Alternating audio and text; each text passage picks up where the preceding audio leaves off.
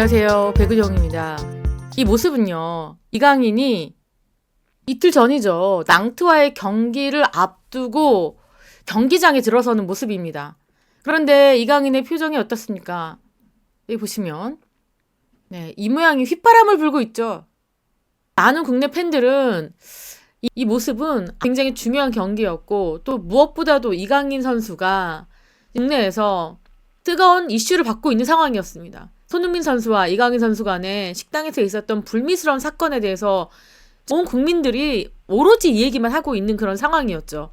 그런 상황에서 이강인 선수가 낭트전에 선발로 나섭니다. 그렇기 때문에 이강인 선수의 행동 하나, 표정 하나에 모든 국민의 관심이 집중되어 있을 때 이강인 선수의 출근길입니다. 이거 가지고 뭐 문제냐, 뭐 어떻게든 들어갈 수 있는 거 아니냐, 이렇게 얘기하시는 분들이 있는데, 또 많은 분들께서는 그래도 이 불미스러운 일이 있을 때 이강인 선수가 휘파람을 부는 행동은 아니지 않느냐, 그 자신에 관한 이 모든 시선이 집중되어 있을 때만큼은 평상시에 이강인 선수가 휘파람을 잘 불긴 합니다. 그 휘파람이 긴장감을 풀기 위해서 경기 전에 하는 습관일 수도 있지만, 적어도 국내 여론을 안다면은 이날만큼은 휘파람만큼은 자제해야 되는 거 아니냐, 이런 이야기들이 나오고 있는 상황입니다. 이강인 선수 오늘 바로 생일입니다. 지금 많은 사람들이 인스타그램에 몰려가서 이강인 선수에게 축하한다 메시지를 남기고 있는데, 이강인 선수의 인스타그램 한 차례 폭풍이 지나가고 지금은 약간 소강 상태입니다. 물론 비난 댓글이 거의 압도적이긴 하지만 일부 팬들은 이강인 선수 이런 여러 가지 불미스러운 일에 이 멘탈을 잘 극복하고 멘탈을 잘 털고 경기를 했으면 좋겠다, 생일 너무너무 축하한다, 좀 경기장 안에서 행복 축구 했으면 좋겠다, 이런 댓글들을 남기고 있습니다. 그런데 이강인 선수의 또 멘탈이 보이는 한 가지 행동이 각종 축구 커뮤니티에는 나돌고 있습니다. 이강인 선수가 바로 이 황희찬 선수의 게시물에 좋아요를 누르면서부터입니다. 어떤 게시물에 이강인이 좋아요를 눌렀느냐, 황희찬 선수와 손흥민 선수의 이 울버햄튼과 토트넘의 경기가 있었죠. 이날 경기 때 울버햄튼이 토트넘을 2대1로 이겼습니다. 그러면서 이 경기가 끝나고 황희찬 선수가 이런 게시물을 남겼죠. 늦은 시간까지 한국에서 응원해주시고 멀리 영국까지 오셔서 코리안 더비 더 특별하게 만들어주셔서 너무 감사한다. 너무 자랑스럽고 여러분 덕분에 행복한 경기와 승리였다. 이런 게시물을 남겼습니다. 그런데 이 게시물에 좋아요, 여러분, 제가 이강인 선수 팔로우가 아니었는데 이번에 이강인 선수가 좋아요를 눌렀다고 해서 이강인 선수 팔로우를 했습니다. 그래야지 좋아요가 훨씬 잘 보이거든요. 여기 좋아요 명단에 뜬 이강인 선수의 이름입니다. 그렇다면 이 좋아요 그냥 누를 수 있는 거지, 뭘 그거 가지고 의미부여를 해?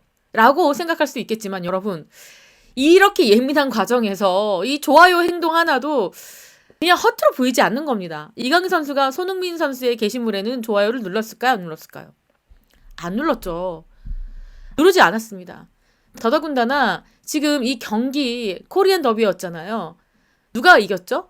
바로 황희찬 선수 팀이 승리했습니다. 그래서 일부에서는 이강인 선수가 황희찬을 응원하는 모습이다, 이렇게 얘기하는데 그거는 좀 너무 과잉 해석일 수도 있고요.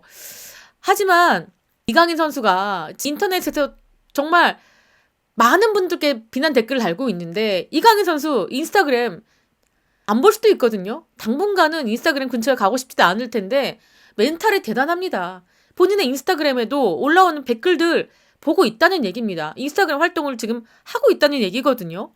그리고 황희찬 선수에게도 이렇게 좋아요를 누를 정도의 멘탈이라며 제가 알고 있는 멘탈 중에는 넘버 원입니다.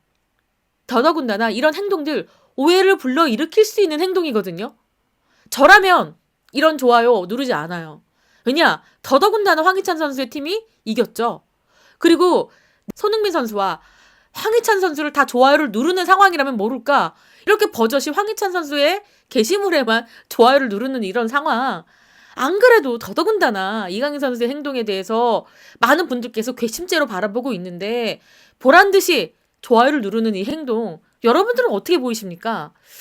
지금 이런 기사까지 나오고 있습니다. 화가 잔뜩 난 황희찬 인스타에 좋아요 누른 이강인, 게시물의 정체 잠롯을방 나오게 하고요. 제가 이 게시물을 직접 찾아봤습니다. 바로 이 게시물입니다. 황희찬 인스타에 좋아요 누른 이강인, 지금 조회수가 7만에 지금 거의 육박하고 있고요. 댓글이 약 300개 정도 가까이 남겼습니다. 자, 지금 이 여러 가지 댓글들, 뭐 이강인 선수를 비난하는 글, 그리고 이게 무슨 상관이냐, 뭐 좋아요도 못 누르냐, 어디까지 사람이 자숙하고 있어야 되느냐, 이 가볍다는 댓글도 많습니다. 그리고 참 생각이 없다, SNS를 통해서 입장문 낸다고 하더니 입장문 대신 황희찬 선수의 좋아요냐, 이런 댓글들, 자, 사태의 심각성 모른다, 이런 댓글들도 엄청납니다. 자, 손흥민 선수의 인스타인데요. 게시물도 확인해봤더니 당연히 좋아요 없고요. 손흥민 선수가 혹여나 이강인 선수를 팔로우를 끊었을 줄 알고 봤더니 이강인 선수의 이름이 당당히 있고, 이 팔로우 232명 안에는 우리나라 국가대표 선수들을 거의 다 팔로우를 했습니다. 이 엄청난 스타 아닙니까? 지금 팔로워가 1300만이 넘습니다.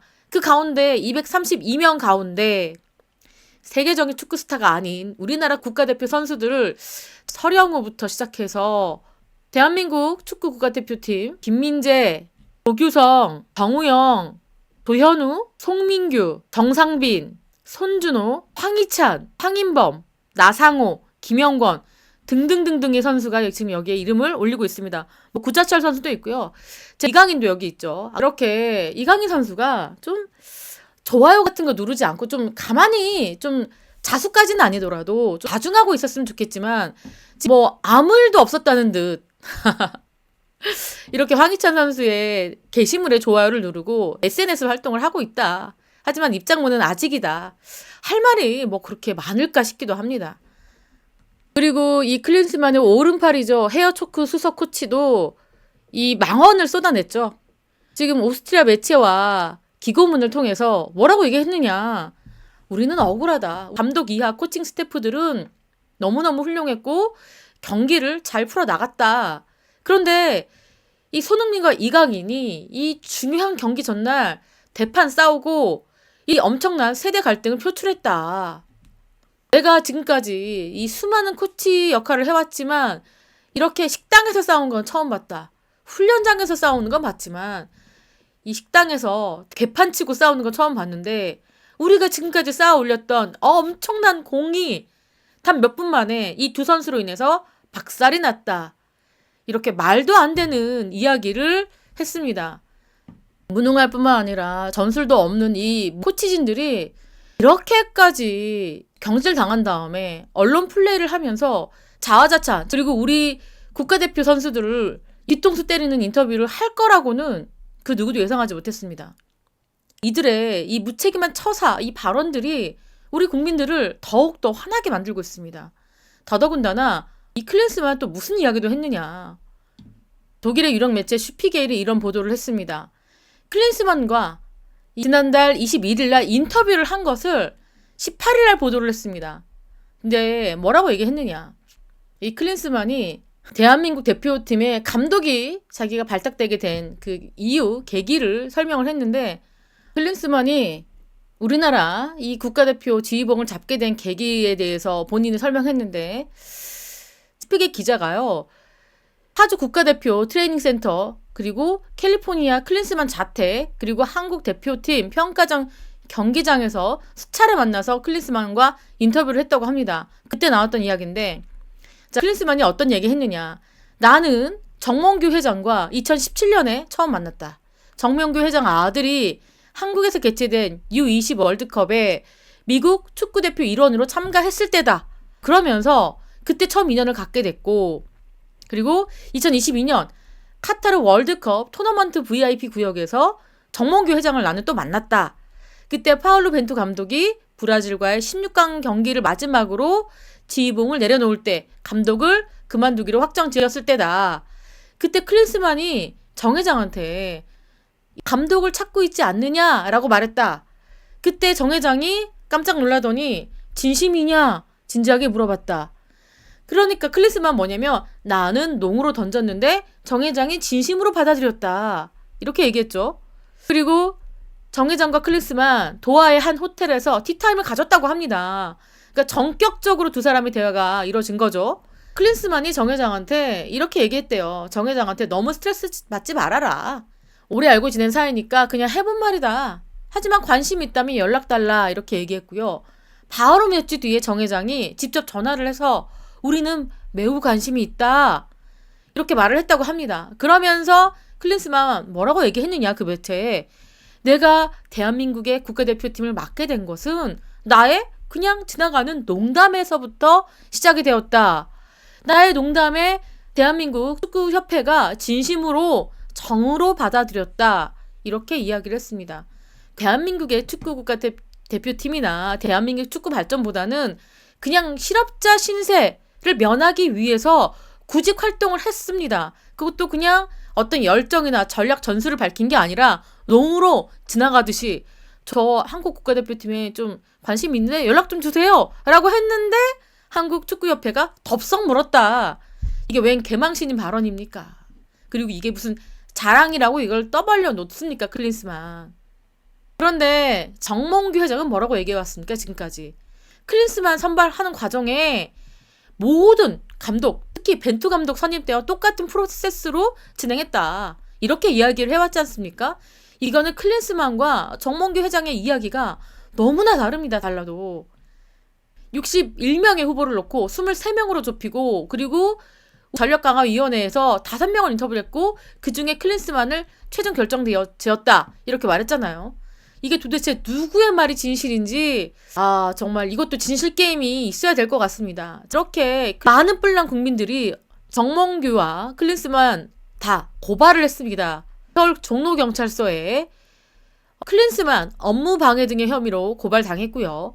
그리고 그 전에 정 회장에 대해서 정몽규 회장에 대해서는 강요, 업무 방해, 업무상 배임 혐의로 고발을 한 상태입니다. 지금 두 사람이 고발을 당한 상태고요. 경찰서 관계자는 향후 고발인 조사 등의 절차에 따라서 진행될 예정이다 밝혔는데 클린스만이 한국에 와서 이 고발에 대해서 응하지 않겠죠. 오지 않을 겁니다. 하지만 전 세계 언론들을 상해서 입방아 좀 찢지 않고 다녔으면 좋겠다. 지금 우리나라는 엄청난 큰 내홍에 휩싸였습니다.